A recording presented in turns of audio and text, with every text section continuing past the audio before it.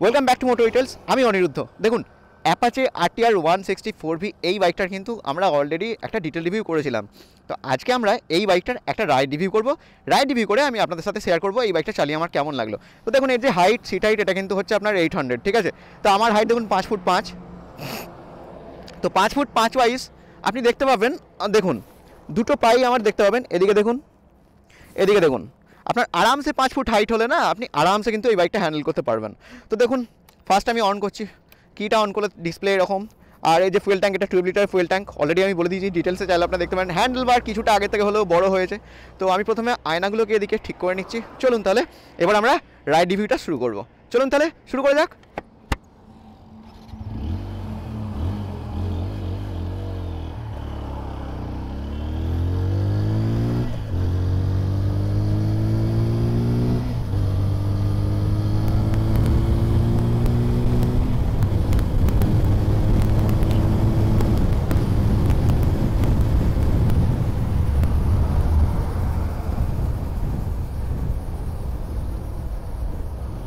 চলুন এবার আমি পাওয়ার ডেলিভারিটা নিয়ে কথা বলে নিই প্রথমে। দেখুন, তার আগে আমি আপনাদেরকে ইঞ্জিন নিয়ে একটু বলে দিই। এর যে ইঞ্জিন, অ্যাকচুয়ালি এর ইঞ্জিনটা হচ্ছে 159.73 সিসির ইঞ্জিন, যেখানে আপনি পাওয়ার পাবেন 17.55 PS, আর টর্ক আপনি এখানে পাবেন 14.73 নিউটন মিটার হচ্ছে আপনার টর্ক আপনি এখানে পাবেন। তো পাওয়ারের দিক থেকে দেখতে গেলে দেখলেন, আমি যখন গাড়িটাকে প্রথমেই যখন থ্রোটল দিচ্ছিলাম ফার্স্ট গিয়ার দিয়ে, একদম মনে হচ্ছে যে হুইলের মতো হচ্ছিল।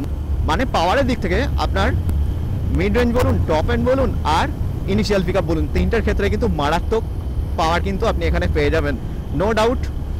খুব ভালো। আর গিয়ার শিফটিংয়ে দেখুন, আমি এখানে আপনাকে প্রথমে দেখাচ্ছি। দেখুন, গাড়িটা এখন 5th গিয়ারে আছে। তো আমি যখন শিফট করছি, gear shifting step by step দারুণ গিয়ার শিফটিং হচ্ছে, স্মুথলি গিয়ার শিফটিং হচ্ছে, নো ডাউট। আর ইঞ্জিনে দেখুন ভাইব্রেশনটা টেস্ট আমি দেখাচ্ছি আপনাকে। ভাইব্রেশন টেস্ট আমি ট্রাই করে দেখানোর চেষ্টা করছি, আর যে কত আরপিএমের উপরে গেলে বাইকটা মোটামুটি ভাইব্রেশন হচ্ছে, ঠিক আছে। চলুন তাহলে দেখে নিই প্রথমে ভাইব্রেশন টেস্ট। ওকে,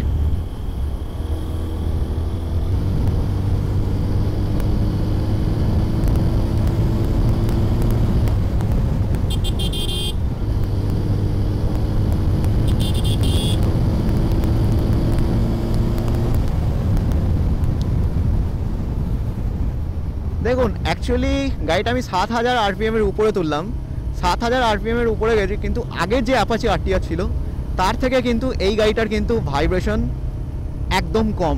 মানে 7000 আরপিএমের উপরে যাওয়ার পর খুব হালকা হালকা ফুয়েল ট্যাঙ্কির কাছে কিন্তু ভাইব্রেশন আমার এখানে ভাইব্রেশন আমি ফিল করেছি এটার মধ্যে। তাছাড়া কিন্তু ভাইব্রেশনের আর তেমন কোনো কিছু আমি পাইনি। তাও ফুয়েল ট্যাঙ্কের দুটো গায়ে হালকা পেয়েছি, পায়ে বা আমার হ্যান্ডেলে এরকম কোনো কিছু ভাইব্রেশন কিন্তু আমি এখানে পাইনি, ঠিক আছে।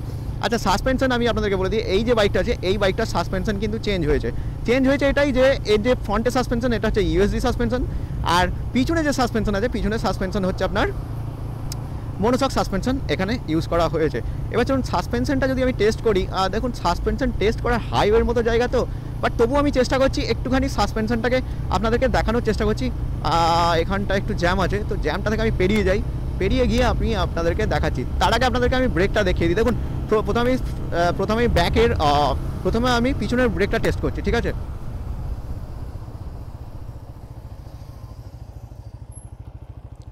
দেখুন পিছনের ব্রেক কিন্তু যেতে পিছনের ব্রেক আমি টেস্ট করছিলাম, পিছনের ব্রেক বেশ ভালোই, খারাপ না। চলুন এবার সামনের ব্রেকটা আমি টেস্ট করবো, ঠিক আছে। তো এটা কিন্তু ডুয়েল ডিস্কের সঙ্গে এসছে, পিছনেও ডিস্ক সামনেও ডিস্ক, ঠিক আছে। চলুন এবার সামনের ব্রেক টেস্ট করি।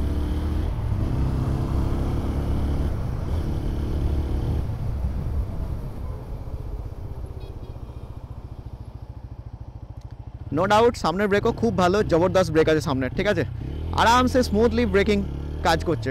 আচ্ছা, এবার সাসপেনশনের কথা বলি। দেখুন সাসপেনশন, সামনের যে সাসপেনশনটা আছে USD হওয়ার জন্য সামনের সাসপেনশনটা হচ্ছে স্মুথ, আর পিছনের সাসপেনশনটা মনোশক আছে, বাট এটা নয় যে মনোশক বলে স্টিফ হবে, ঠিকঠাক, মোটামুটি ঠিকঠাক।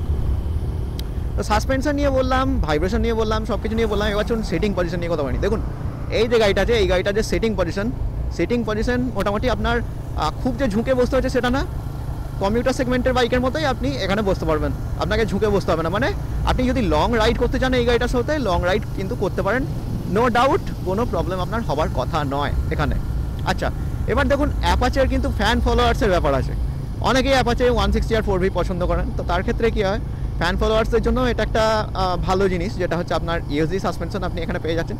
তো সেক্ষেত্রে আমি বলবো যে আপনারা চাইলে কিন্তু 4V বাইকটা ইউজ করতে পারেন। বাট এখানে একটা কথা আমি বলে দিই আপনাদেরকে, যেহেতু হ্যান্ডেল বারটা একটু বড়, সেহেতু আমি জানি না টাউনশিপের ক্ষেত্রে হয়তো একটু প্রবলেম, হয়তো সাইডে লেগে যাওয়ার চান্স থাকতে পারে, যেহেতু হ্যান্ডেল বারটা আগে থেকে কিন্তু বড় হয়ে গেছে। আচ্ছা, কর্নারিং করতে গেলে দেখুন, কর্নারিং করতে গেলে আমি এইটুকু রাস্তার মধ্যে আমি দেখাচ্ছি, দেখুন যেহেতু পিছনের টায়ারটা না রেডিয়াল টায়ার এখানে ইউজ করা হয়েছে, পিছনের টায়ার রেডিয়াল টায়ার ইউজ করা হয়েছে, তার ক্ষেত্রে কি আপনি একটা আলাদা কনফিডেন্স পাবেন। দেখুন এইটুকু জায়গার মধ্যে আমি আপনাদেরকে দেখাচ্ছি, দেখুন কর্নারিং করার চেষ্টা করছি, দেখুন এই দেখুন। তো তার ক্ষেত্রে কি স্মুথলি রেডিয়াল টায়ার ইউজ করার জন্য এখানে স্মুথলি এরকম কাজ হচ্ছে, ঠিক আছে।